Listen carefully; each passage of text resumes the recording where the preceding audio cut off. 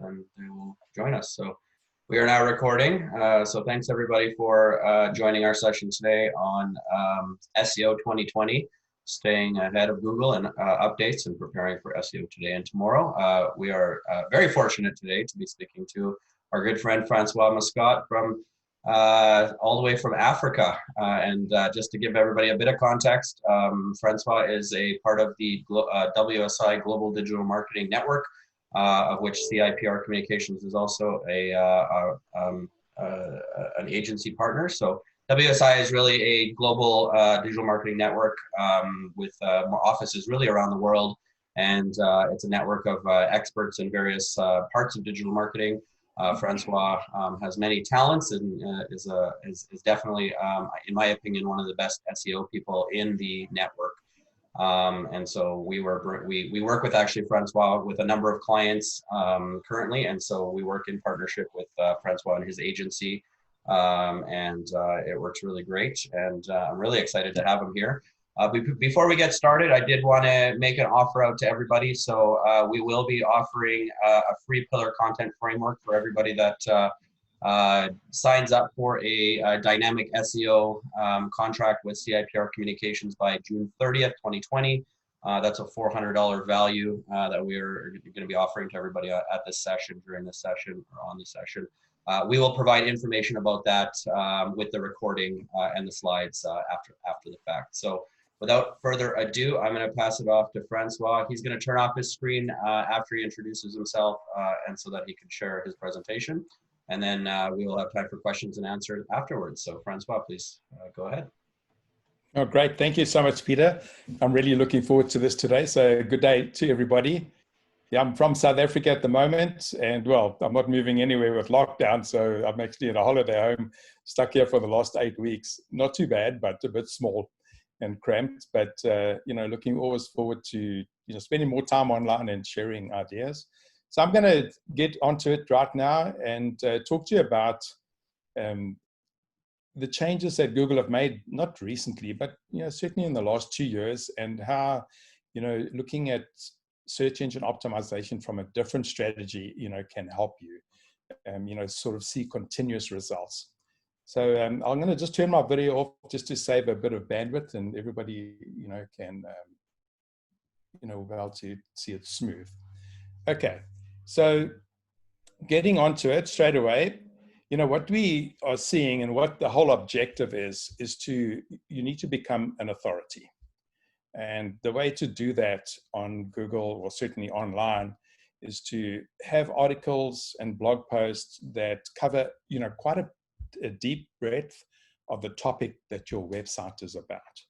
So when you structure your content and it's focused by topics, you'll see that you can actually get ranked for many, many more keywords, and it attracts a lot of links, which are important for search engine optimization.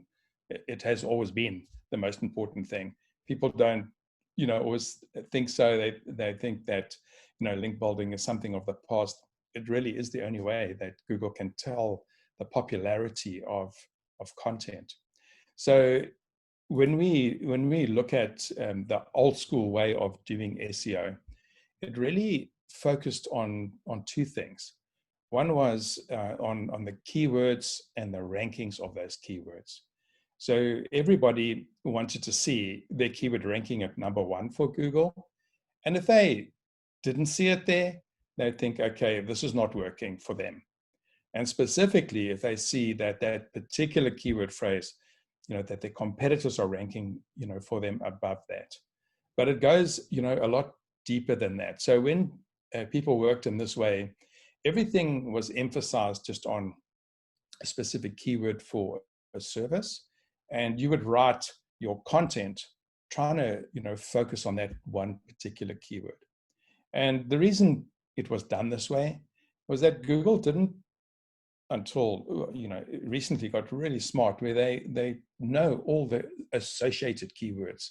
So if you type in house for sale, sometimes you'll see homes for sale will come up on the page, or property for sale, and yet your website doesn't have a keyword on it, but it does rank for it. So knowing that it uses what they call latent semantic indexing, so it knows associated keywords. You need to move away from having single pages targeting one keyword phrase and then building these backlinks and more backlinks so that you could try and, beat the competitors. So when you look at the new school, really what we're looking at is audience engagement. So Google looks at how many people come to your website, how many pages they click through. And if you manage to get, page ranking quite well, but they land on it and then they jump off, that's going to give those signals as to the popularity of your website. So if you focus on user experience and provide them with content that is conversational, specifically answers the questions that they would be looking for, and you write good quality content, so not, just keyword spammy stuff that you would, just regurgitate. It's got to be content that is valuable to them. And with some quality links, so you don't have to build as many as you used to in the past, but because you're going to attract natural links coming through to the website, but also, with a quality link sort of from like guest post and that, you can really build the presence and the strength of your website. And in that, integrating your channels, right? So you want to be able to bring in your social media as well and your blog, and not just focus just on the website on its own.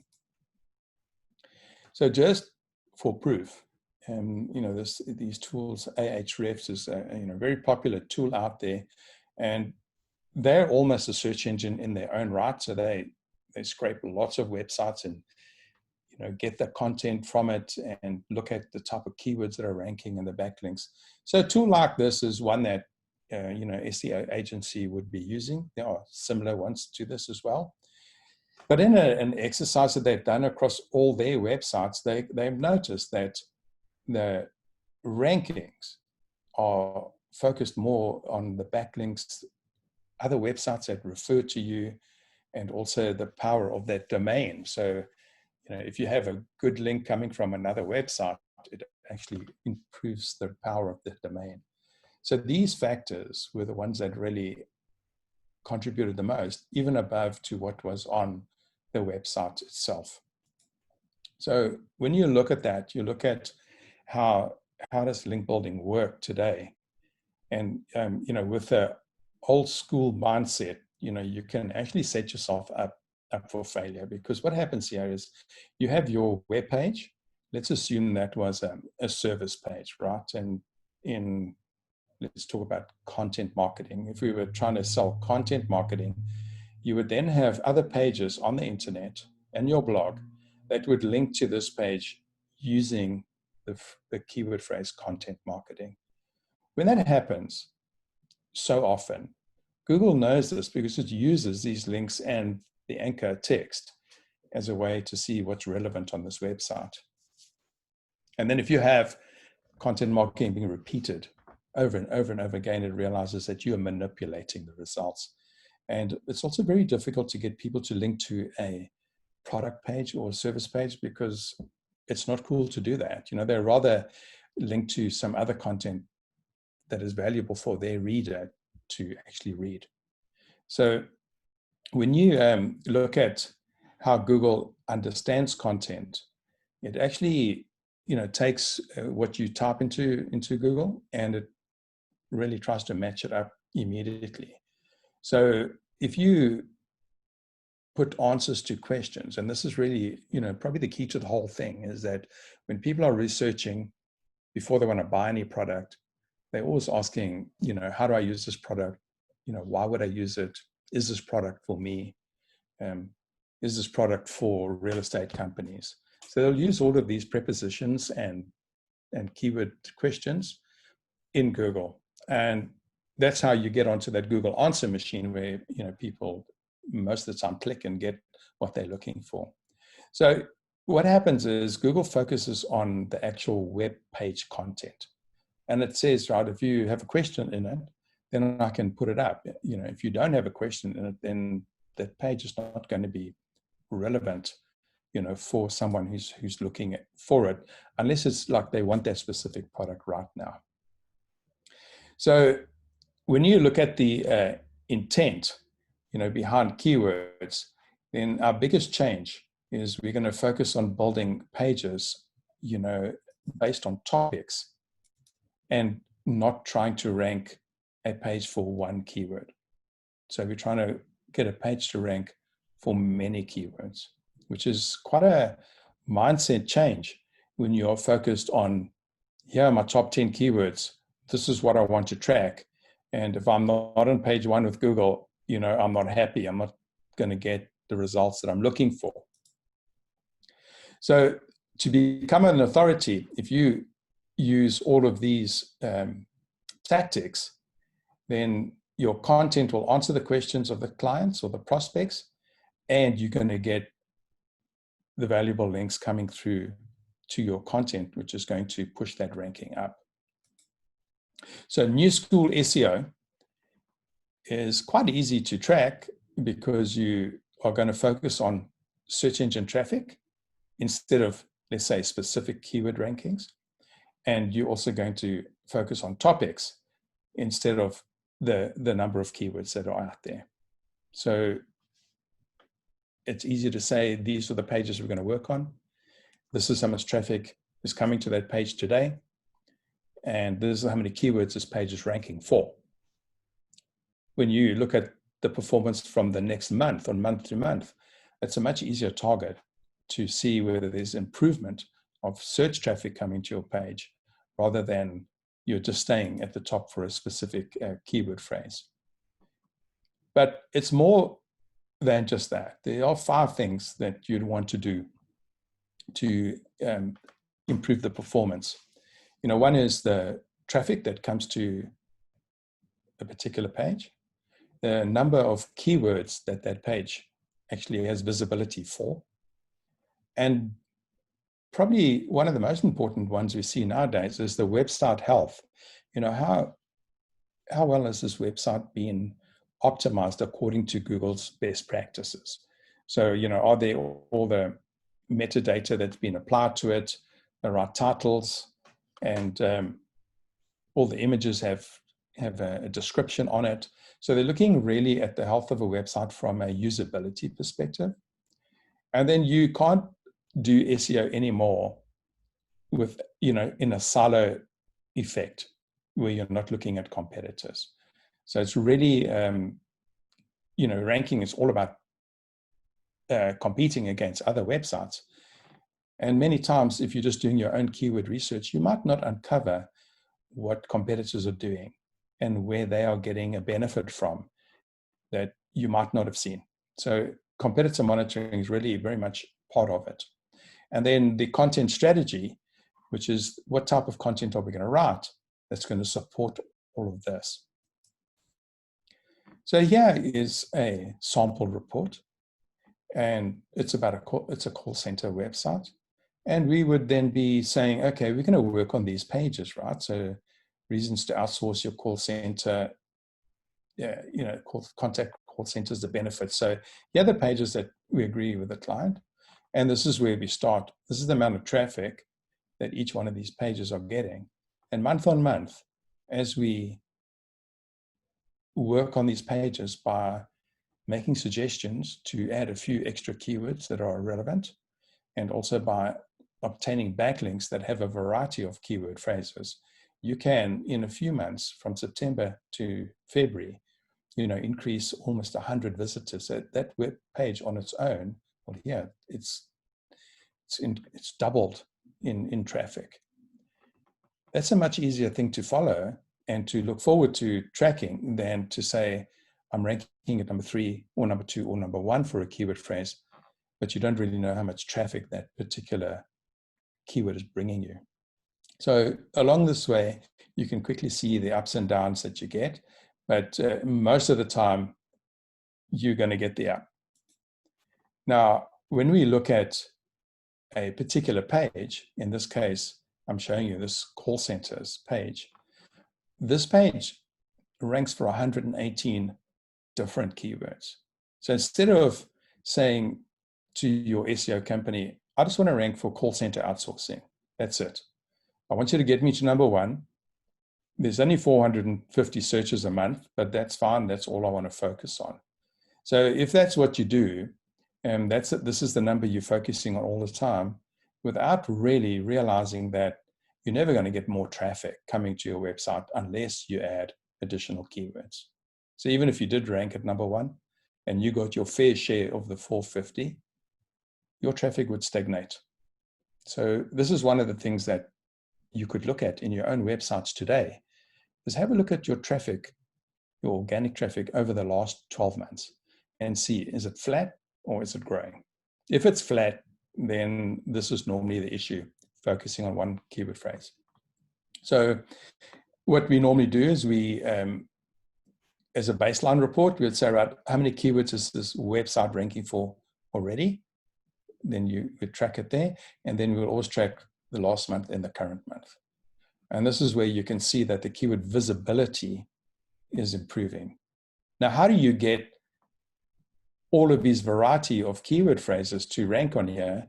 Is through the content strategy that you would put in, where you'd be writing content and bringing in the right phrases that then link to this particular page. Now, you can see a page like this. If you had to buy that traffic using Google Ads, it would cost you $7,000 a month. And it's nice to see it in this number, because you can realize that the effort that you spend on one page, that's the value, and it becomes an asset to your website. So it's yours. You know, it's not like you're paying an ad, and then when you stop the ad, this traffic just stops coming through to you. So we can also track the main keyword phrases, and this is when it becomes really, one keyword phrase specifically, and you can rank for these, and we can rank well on them. But when you look at the volume of some of these searches, it's very tiny. So it becomes more a vanity thing to say, okay, I'm ranking at number one for this keyword phrase. But the fact there's only 50 searches a month does nothing for you. It's just a visual thing. It's not really improving your traffic, which should have a result of improved goal conversions.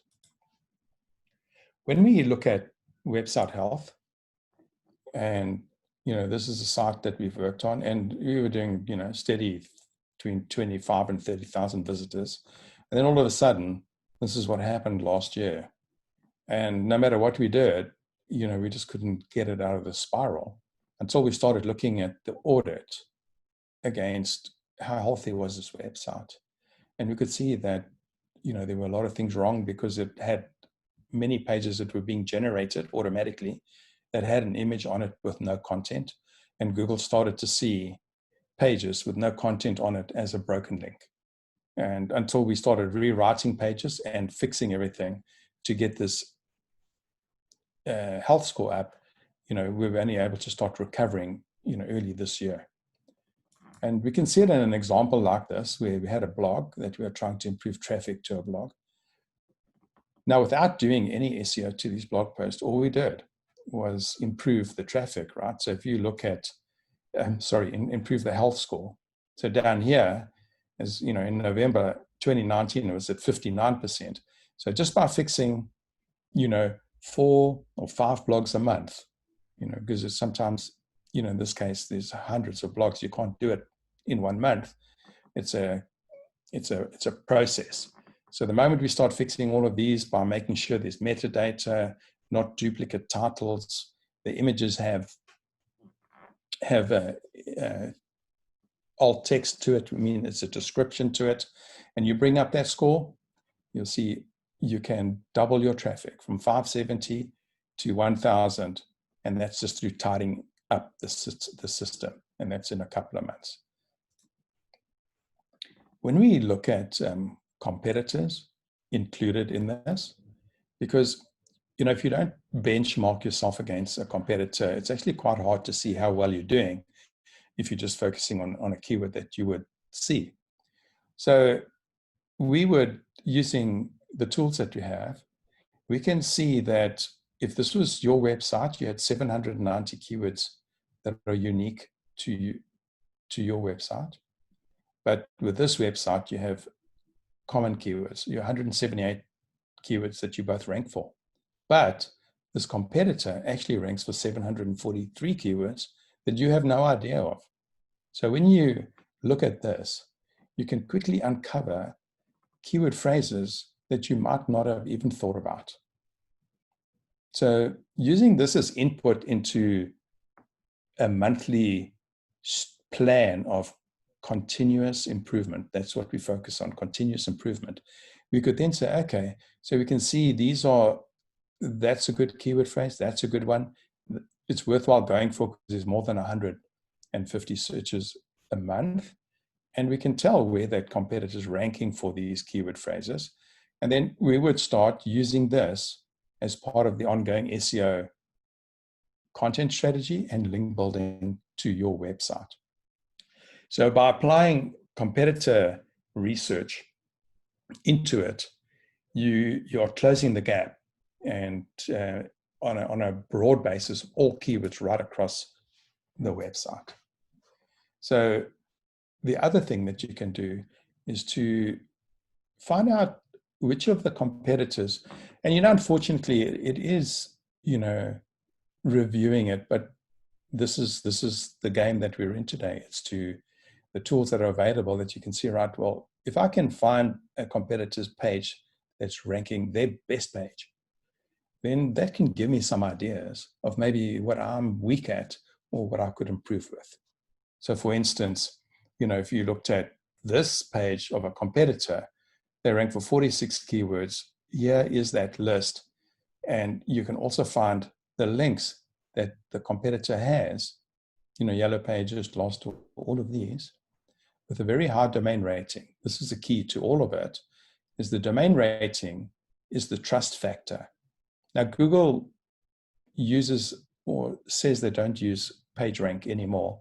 They won't tell anybody anymore because of trying to make it more difficult to manipulate search results. But Ahrefs does similar, and there are many tools that give you the power of those websites. So anything that's above 40 is normally a very trusted website. And if it's trusted, then it means it'll start to rank well. So part of your strategy should say, what is my domain rating? Is my SEO company getting me links and registering me in sites that have a higher domain rating than mine? Because then that's what they call the link juice comes to you. So therefore you start to build authority on your website. So it's really important to review competitor strategy and use that as input, into what you're doing. Now, in the final part of it, to add more keywords to your website so that you're building an asset out of it, you should be looking at, putting content out there.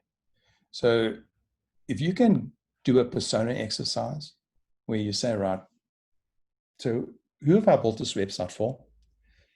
And when they come to this website, what would they be looking for before they're going to use my products and my services?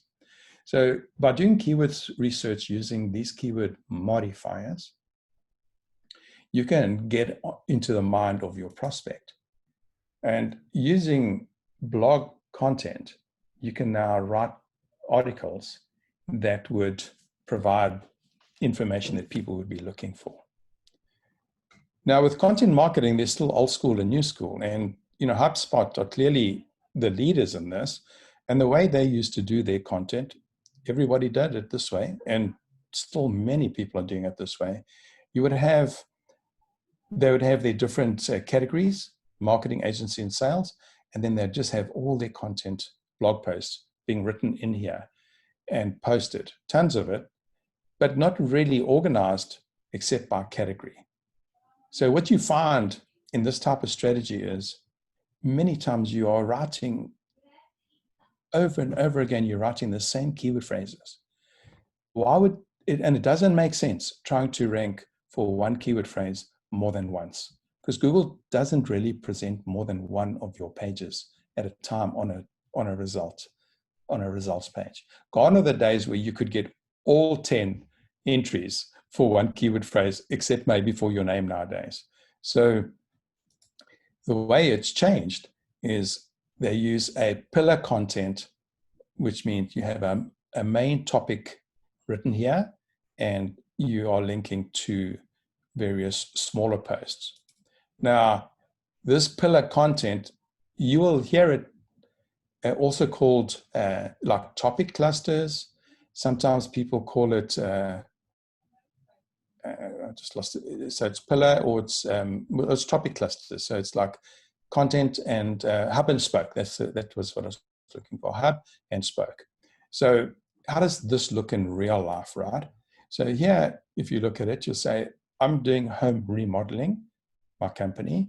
So when I'm going to create some content, I'm going to write a long article about home remodeling. And I'm going to cover at a very high level these subtopics, 10 ways to make sure you can do it in a budget, the best time to do it, you're going to do it yourself or get an architect.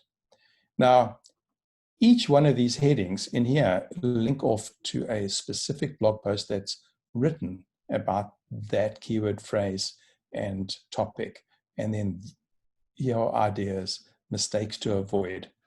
So you get a really wide breadth of content that you're writing, and it becomes a place that people stay on your website, which is one of the indicators of like how many pages people look at on your website. Google looks at that, right? Because it doesn't want to send people to a website that it knows most people jump off once they get onto it. Now, you're going to get a copy of these slides, and you'd be able to click on this link, but I will show you what this looks like. So this is a very good example of a content pillar. So if I just, just let me just go straight online. So here it is. So why are chatbots important? And here, if you scroll down, you can see now this is a long article, and it's got a lot of information about using chatbots and why would you want to do that. And this is the pillar, and here is the hub and spoke. So each one of these, when you click on these, will take you to a shorter post. So how does this chatbot work? So you can imagine that if you were interested in chatbots and you were trying to install one, thought about installing it, you would be coming through and say, well, how do they work? You read this article, and you'll come over here and you say, well, are they important? And you would then say, okay, this is important for customer experience. And then here's some great examples, and so on. So you come onto this website and you stay on it. Whereas if you just had content that was all over the show, it's quite difficult, because you're then going to go by category to say, okay, what else has this website, showing us? So getting back to, into this, you can see this example, and also this is quite great. This Content Harmony here, they have many examples of how these pages are put together. So what you would want to do is look at your website and your business and say, all right, what guide could I have created, and what could work for me similar to this? And this is what Peter was alluding to in the beginning, was, building these frameworks where you create this content pillar and all the topics as your plan is quite a key thing to do. If you do the proper research, you can spend your time, knowing that you're going to build something that's going to, be really valuable for you. So there are a lot of tools out there. And this is a really great tool, but unfortunately they've made it a paid tool now. So you can get one search out of it. I mean, we do have the paid version because we use it a lot. But what it does is, if you go into Google and you type in any keyword phrase, and this is what you should all do, then when you scroll down and you see people also ask, well, if you just click on each one of these and close them, it just generates more and more questions. Those are the questions that people are typing into Google. It's what they're doing right now. So once you start putting in lockdown and COVID in here, there's no history of that, but you're going to get a good feeling of what the market is feeling right now. So by taking this, you could then create an article on best shorts, and look at the different topics of how people would search for that. We've come across, many sites that have many blogs, right? So maybe you might have a lot of blogs on your website right now. Do you know which ones are performing, and which ones actually or don't do anything for your website? And a lot of the times, what's a good idea to do, especially if you have, let's say, 50 blog posts already on your website, instead of trying to figure out what should I write next, like I'm really, been brainstorming this all the time, I don't know what to write next. You can do a content audit. It's a bit technical. I'll show you an example where you can look at each blog post and decide whether you need to update it because it was tied to an event, which was 2016. It's gone. Why have it there on your website? Because if someone lands on it, they're just going to jump off, send a signal to Google that this content is really not valuable. And you could also maybe see that you could repurpose some of your content, because if you write a lot, you can find you can put it into that whole pillar framework and do other things with that, with your blog, by adding images to it, and then of course going back and promoting it. So how does it look? Effectively, what we would do, using a number of tools, we would build and it might be a bit technical, but it's well worthwhile just to see a live example of this. So you get a list of all the web pages, and you get all the data, like what keyword is it ranking for, and I'd normally have to, you can go all the way along. It'll give you what the title is, so you can check if it's done well. But the most important thing for me is how many impressions is this post getting, and how many visitors did it really get? So you can have a look at this and you see, wow, this is a problem. That I've got this article here that has 268,000 impressions, but only 10 people click on it. So what should I do with it? So I'll go and I'll visit this page, have a look at it and say, okay, I need more links to it. Maybe I have to update the content. I should do a content audit, and then I would track it like that. And then this is what you would be working on in a priority basis. So of course, every one of your pages would be categorized over here. But now you can work like this and say, right, well, why don't you show me, which is my most popular blog or page? So just by sorting this out, you can quickly see that. So using the information in a structured way, you can very easily start to say, okay, well, that's great. Let me work on all my all the pages that are my lead generation pages, right? So I don't want to work on anything except stuff that make me money. So here are, the 5 pages. What should I do with it now? So this will give you a really good idea and a structured way to, updating everything. So what I've been talking about quite a lot, there's a theme coming out that says continuous improvement. It's about working on pages to get better traffic to it. It's about looking at what you have and seeing that your website is healthy, and check all your blog posts and see that they are good as well. Now, that pillar content, this one here, using this keyword, this website, I can go and see how well it's performing. So that's the website, and you can see over the years how their traffic is steadily growing, and at 59,000 visitors a month. So if you look at your traffic on your Google Analytics and you see that this is a flat line, then you got to know that there's an opportunity to get more keywords to rank. And that's what this is about, right? So they've got 43,000 different keywords that rank for this website.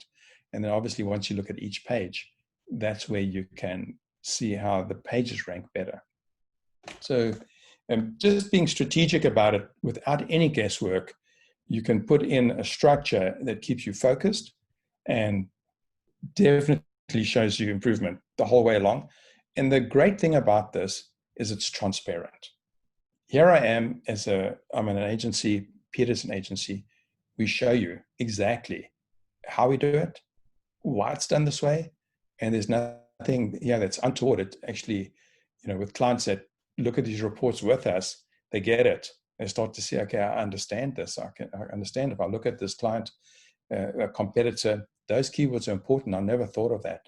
And, together you can build something that, really works well. So I've reached the end. Peter, we've got, I think, quite a bit of time for questions. So, I'll hand it over to you, and I can always put my video on, and we can talk to Steer today. Perfect. Thank you, Francois, and I'm turning my video on as well. So yeah, I mean, a couple of things I'll say first of all before we get into the Q&A is, number one, don't be fooled by SEO companies that will contact you. I know they do it all the time, and hey, I'll get you ranked number 1 on Google in 1 month or in 2 months, and you wouldn't believe how many times, Francois, I talk to people that tell me that they're number 1 on Google, and then I start to look into which keywords they're number 1 on Google, and there's like no traffic coming to their website, and they're like totally irrelevant keywords. So there's a lot of people out there selling a lot of stuff when it comes to SEO, and there's a lot of ways that SEO companies can confuse people or make it look like they're doing something that's having an impact, and they're really not. So I really like the way you presented this and the transparency. And I will say we work with Francois and his team for a number of different clients, and there's a lot of transparency. The reporting is very transparent. As you said, Francois, it helps people to understand what the strategy is and why and sort of how it's building over time. With that, I'm going to open up to any Q&As. If anybody wants to ask a question, feel free. There's a Q&A button or a chat button. You can just let me know in there if you want to ask a question, and then we can elevate you to presenter status so that you can ask your question direct. So give you a couple minutes. There's a question coming in. Budget. Okay, so Steve.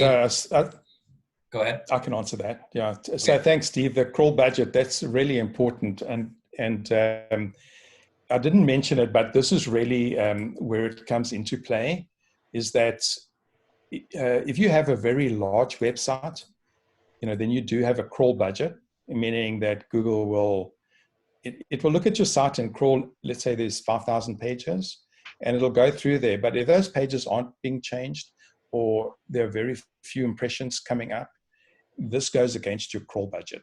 So therefore, Google will not crawl your whole website or spend a lot of time there. So doing a content audit is the perfect way to clean up content that is, affecting you, in that way. So it's definitely, a crawl budget gets solved with a content audit. And so I think, Steve, does that answer your question? Just for everybody's, I guess, just for everybody's knowledge, really a crawl budget really is, the concept of a crawl budget is that Google's crawlers can only look at so many pages on your website at a time, or at any period of time. So if you have, as what Francois was saying, a lot of content on your website, there may be content that Google just isn't crawling or seeing, and therefore it's sort of, you're missing the opportunity for Google to rank your website for those pages. Is that fair enough? I think a good way to show it is if you type this command SITE : and your website, you will see how many pages Google has indexed. In this case, is 1,070. Right. So it'll crawl all 1,070, but it will start getting information about whether people are staying on your website or not. And so the pages that are not of any value affect the crawl budget. So then it'll say, I'm not going to crawl this website. It's too big. Most of the pages are not getting any traffic. Therefore, you'll see it in your search console. You'll see that it's not being crawled. So you do address it by fixing it up, right? So rather have a page that attracts somebody to you, or you get rid of it. Sometimes we find it hard to do that, but the best way is if you can combine some of your content into, like 2 or 3 articles into one, you make a better article out of it, and then you'll improve this. Perfect. Thanks. And Christina had a question just asking about the pillar content strategy. Can you tell us a little bit more about the strategy and sort of how it's done? And, sort of, I think you kind of covered it, but sort of what your process is, I suppose, to. Okay, so what we do is we would come up with the high level topic. So depending on how many, categories of products or services you have, you could normally have, one for each. You got to be thinking about, can I write at least 10, 8 to 10 articles on this topic for it to sort of qualify for this effort? So we would get a whole lot of we'd do keyword research. And in many cases, something like this one that we see on the screen here, we could have 2,000-3,000 keywords. And we would then also look at, getting the questions that people ask, So if we do have a minute, let's see. I always like to show by real life thing, then it's quite nice. So yeah, you can search and we'll say, right, home improvement.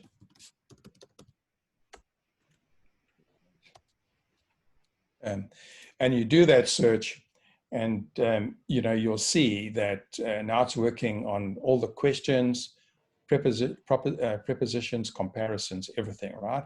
So it brings out a really great, look and feel like this. So, here you can see, how improvement, all the how questions, all the what, when, will, who.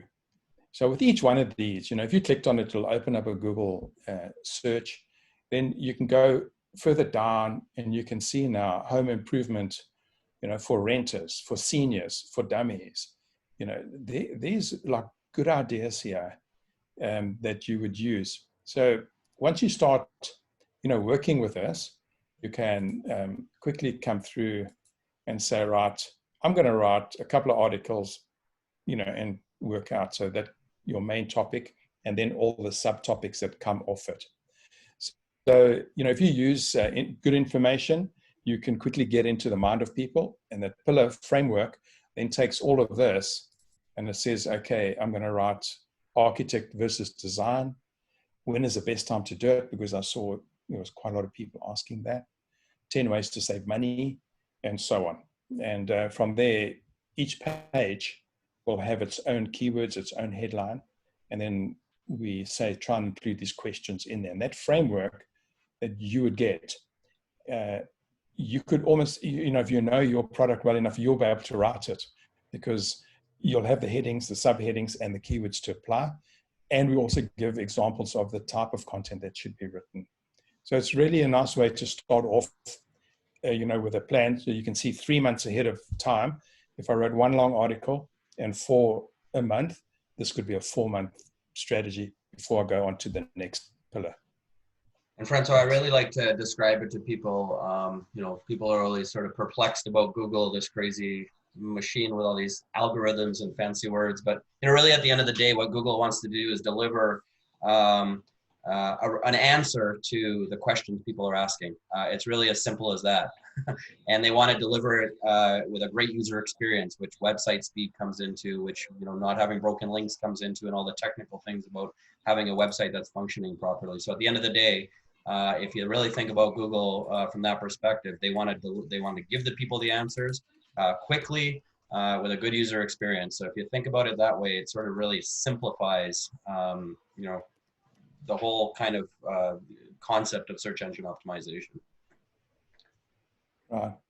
So you can see this is, okay, unfortunately, I'm getting the home improvement TV show coming up here that I put on here. I was wondering what was going on. So any question, anything that you type into Google, go to this and then just open and close a number of these and you'll quickly see that, okay, there's a good idea and you can come up with something that will work really well. So when you're involved in this and you know that these tools are well, this is free. You'll start to see, okay, I need to do this. Otherwise, my website won't come up here. It's going to struggle to come, on one of these SEO topics below that. Perfect. Another question from Steve here. You're also saying that doing a competitor analysis is one of the best ways to generate relevant keyword phrases. Absolutely. Absolutely. A competitor analysis it really does help you. Certainly, you know, when you look at not just your competitor, but let's say a best of breed company out there, you know, with the tools that are available today, you can quickly see, you know, the 500 keywords that your competitor is ranking for, plus how much traffic they're getting and which is the best page. And I think that's the way to tackle it. If you're starting from scratch or you're way behind, rather work on take 5 competitors, take each one's best page, and then build 5 pages like that. And then you know you're focusing on the right place as opposed to something that might not get you, you know, a lot of traffic. You can use about proof. Perfect. A couple more questions here, Francois. So number one, I'm going to ask this one first because it's probably one that a lot of people ask and are curious about is, how long does it take for SEO to work? Right. So I think if you're starting scratch, sometimes I've read it. You can actually, that's a good question to even Google. It's about 35 weeks, right? So they say it's about 9 months that you can start to get something going. It's very difficult to get your service keyword or your product keyword to rank, you know, early because, you know, that's what people have been doing all the way along. So if you tackle it with a content strategy right up front and rather, well, I'm not saying rather, you need the two, but if you were stuck on budget, I would definitely go for the pillar content first and, you know, write 1 long article, 8 short articles, try and post them as soon as possible. Then you have a framework of articles that can index tens of thousands of keywords. So you're going to get little bits of traffic from everywhere, but you're going to drive traffic to your website, which is now going to send signals to Google that people are staying on your site from a content perspective, and then everything will start to work from there. So there's a couple of things to do is, you know, one is to build a domain rating of your website, and 2 is to, you know, put some content in place, certainly on a new website. But I wouldn't bank on anybody telling you they can get you there in a very short space of time. It's not realistic because you can't manipulate it. And on top of it, you and I can type the same keyword in here and we're going to get different results because we're getting personalized results. So the only way you can really prove it is to go to, when you're searching for your own keywords, go in and open up an incognito window. So I don't know why I'm not getting there. So you go new incognito window, do that and type your keywords in, and then you get the truth. All right. So now you're going to get what people would get because they haven't searched you before. So one of the biggest mistakes people make is they keep on typing their competitors' keywords, you know, seeing where they're ranking, and then Google keeps on putting their competitor site in front of them all the time because it says, oh, you're probably interested in it. So go incognito and then you'll see, you know, realistically where it is. Another question here, Francois, is so you're saying what you're saying is to write relevant and high quality content, not just content. And so, you know, a lot of SEO companies and, you know, a lot of people are working with SEO companies that are just more content, more content, more content, more content. And, you know, really what you're saying is not more content, but better quality content is the key. Exactly. I think it's going towards, you know, longer content. You know, we can see that, you know, you can see exactly the top ranking keywords, websites. Most of the time they're having about 600 to 800 words on a page, you know, up to 1400. So, you know, now you don't want to do that on your homepage. You don't want to do that for your service page. So that's why you got to use your content strategy so it can work on a blog and the rest of it. But definitely you want to write more quality content and just turn out content. Perfect. I got another question here, which is, what's a good pace to write new content? I.e., how often should you update with new content? You know, I think if you want to do it sort of, let's say you're supporting not an aggressive, but a strong SEO strategy, I think you'd want to post 1 blog post a week. So you can do, you know, 4 in a month. But rather, write the pillar content first. You post that month one. And then if there's 8 articles that spin off it, you can then post 4 in month 2 and 4 in month 3. But if there's a budget issue, then you just use it as an annual strategy. Pillar content in one, and then 1 blog post a month. And in a year you'll get the same results, it's just slower. And that's definitely, the pace would be it. The reason you want to bring social media into it. So I like to, when you start adding social media, then if you share a blog post on Mondays, then Monday, Tuesday, Wednesday, Thursday, Friday, you can go and share that post on your social media channels, Facebook, LinkedIn, and then drive traffic to your blog from social media and then back to your website. So when you look at a complete digital strategy, your content really supports SEO and it feeds your social media updates on your channels. Right. Francois, I got a question for you actually, just in the last couple of minutes here is, can you talk a little bit about SEO and video? I mean, everybody's talking about video being the hottest thing in 2020 in digital marketing, and sort of how does video help a company in terms of their SEO strategy? Does what you're talking about here in terms of pillar content and blogs and all that apply to video as well?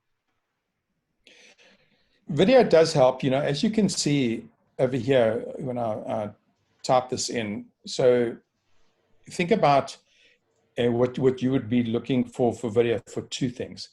One, the main one would be for conversion, right? So to convert somebody to use you and your products. So the fact that people can see us right now as a video and hearing us talk, they can make up their mind about whether this is real or not, and that helps you convert. Whereas if you're hoping to rank for number 1 on video, what Google is doing now, it's only putting three videos up, right? And it sticks them at the 2nd level across. It used to go 2, 3, and 4, so that if you had a whole lot of videos, you could control the page. So you really have, one opportunity to get them in here. I think with video, the way YouTube works, it's not as sophisticated as a Google search, but they look at a number of things. One is how long people view your video for, right? So it's almost like how many pages do they click on your website? So you better rather go for a 90-second video and you look at your stats and try and get people to go all the way through. Because if people are jumping out very early, they mark it off as not interesting. And then the other thing is if you put the narrative of your video into your blog post, the words, you're going to get, and also into the description of your video, you're going to do really well. So that's something that most people don't do. So if you get the narrative and put it in, it can help you a lot. Perfect. But it's more for a conversion. Yeah. Excellent. So we have one more question. I'm going to ask you to unshare your screen so that I could just put my contact information up, Francois, and then we'll ask this question and then we'll round it up. So the question is, where do I start? SEO seems so complex. Can you break it down in 3 steps in terms of where to get started? Is that the question? Yes. 3 steps. Where do I start? Okay.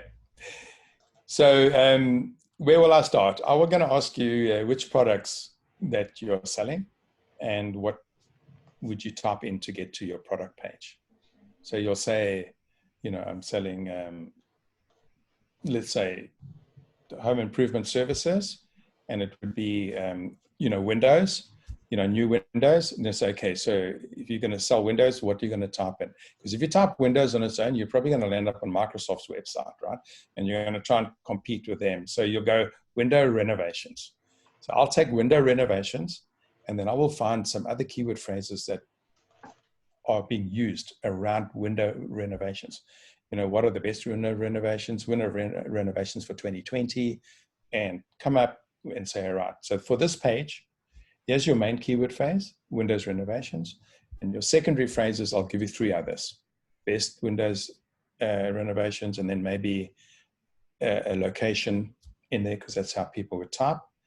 And then you would then write the content. So the content would say, for window renovations, you probably need 3 headings. One could be the benefits of doing your windows over. It improves the value of your house, improves the look of your house. So you would come up with the structure of that page. So that's how you start. So then you would present that plan. It's called the SEO plan. For this page, these keywords, these titles. If you give it a tick in the box, then we write that page for you, or you write it. And then that's what we call on-page optimized. So now that means your page is working according to what Google is looking for. And then you would then start the link building and the content that follows it. So it all starts with setting it up correctly first, and then attracting visitors to it second. Wonderful. So thanks so much, Francois. I think it was really valuable, lots of good information. I know SEO is one of those topics that's forever confusing, but I think you did a great job breaking it down and simplifying it as much as possible. I just want to remind everybody that we do have an offer going on right now. So if you sign up with Dynamic SEO with CIPR Communications by the end of June, by June 30th, then we will be offering a free pillar content framework as part of that contract. It's a $400 value. So we will be, we have recorded this session, and we'll be providing this recording to everybody that attended and everybody that registered. Seems like a few people registered but didn't attend. So thank you very much, Francois, and thank you for everybody for attending, and we'll see you next time. Great. Thank you very much, guys. Bye-bye. Bye-bye.